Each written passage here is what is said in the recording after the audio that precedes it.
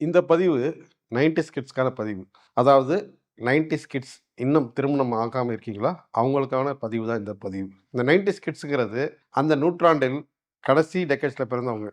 இவங்களுக்கு என்னன்னா, அந்த பழைய மாரியும் இல்ல, புது மாரியும் இல்ல. இன் பிட்வீன்ல பொறந்திருக்காங்க. இவங்களுக்கு பொறுப்பு ஜாஸ்தி. எல்லாருமே இந்த செட்டில் ஆகி கல்யாணம் ஆகணும்னு நெனச்சிட்டு இருந்தவங்க தான் காரணமே இந்த 90ஸ் கிட்ஸ் இன்னும் திருமணம் ஆகாதவங்க. முன்னாடினா ஒரு 50, 60 வருஷத்துக்கு முன்னாடினா எப்படின்னா, அவங்க என்ன ஆனாலும் சரி, அந்த ஏஜ் ஆனாலே திருமணம் செஞ்சு வச்சுருவாங்க. இப்ப அப்படி கிடையாது.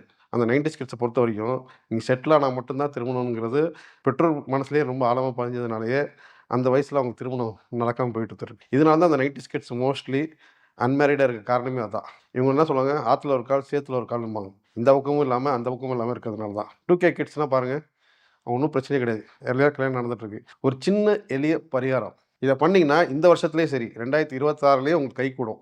மோஸ்ட்லி இந்த கல்யாணத்த அட்டெண்ட் பண்ண மாட்டேங்கிறோம். ரிசப்ஷன் அட்டெண்ட் பண்ணிட்டு கல்யாணத்த ஸ்கிப் பண்ணிர்றோம். இப்ப பார்த்தா கல்யாணத்துல பார்த்தீங்கன்னா, ஒரு நெருங்கிய சொந்தம் ஒரு 20, 30 பேர் தான் இருக்காங்க. இல்ல மேக்ஸிமம் ஒரு 50 பேர் தான் இருக்காங்க. அதாவது தாலி கட்டுற நேரத்துல, திருமண நேரத்துல. எல்லாருமே ரிசப்ஷன் வந்துட்டு போயிடுறாங்க. நான் என்ன சொல்றேன், இந்த 90ஸ் கிட்ஸ் யாருக்கெல்லாம் திருமணம் ஆகலையோ, குறைஞ்சது இந்த வருஷம் மேக்ஸிமம் கல்யாணத்த அட்டெண்ட் பண்ணுங்க. அதுவும் உங்க பெற்றோரோட அட்டெண்ட் பண்ணுங்க. நீங்க தனியா அட்டெண்ட் பண்ண சொல்ல, உங்க பெற்றோரோட அட்டெண்ட் பண்ணுங்க. அட்டெண்ட் பண்ணீங்கனாவே, இந்த வருஷம் உங்களுக்கு திருமணம் நடக்கும். இது 100% கேரண்டி. இத நம்புனீங்கன்னா கண்டிப்பா நடக்கும். நீங்க அதுக்காக திருமணம் அப்ப தான் போய் அட்டெண்ட் பண்ணணும் கிடையாது. இந்த பிஸி ஷெட்யூல்ல தயவுசெய்து இந்த வருஷம் இதுக்காக நேரம் ஒதுக்குங்க. உங்க நெருங்கிய சொந்தமா இருந்தா போய் அங்க தங்குங்க.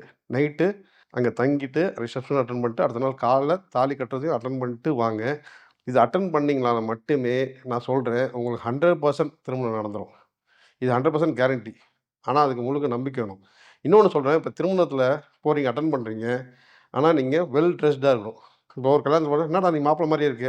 அந்த அளவுக்கு பேசுற அளவுக்கு வெல் ட்ரெஸ்டா இருக்கணும். அதே மாரி தான் பெண்ணுக்கும். "கல்யாண பொண்ணு மாரியே இருக்கியே, நீ கல்யாணம் பண்ணா, அது கல்யாணம் பண்ணா தெரியலையே."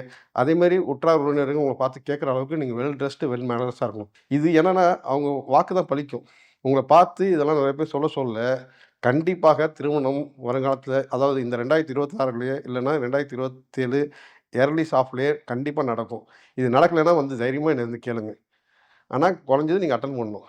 இந்த பிஸி ஷெட்யூல்ல தயவுசெய்து வரப்போற கல்யாணத்தில உற்றார், உறவினர், ஃப்ரெண்ட்ஸ் யாரா இருந்தாலும் உங்க பெற்றோரோட போங்க. ரொம்ப நெருங்கிய கல்யாணமா இருந்தா 3 நாளே தங்குங்க. அங்க ரிசப்ஷன் அட்டெண்ட் பண்ணுங்க. அடுத்த நாள் திருமணத்த பார்த்து வாழ்த்துங்க. உங்களுக்கு கண்டிப்பா கல்யாணம் நடக்கும்.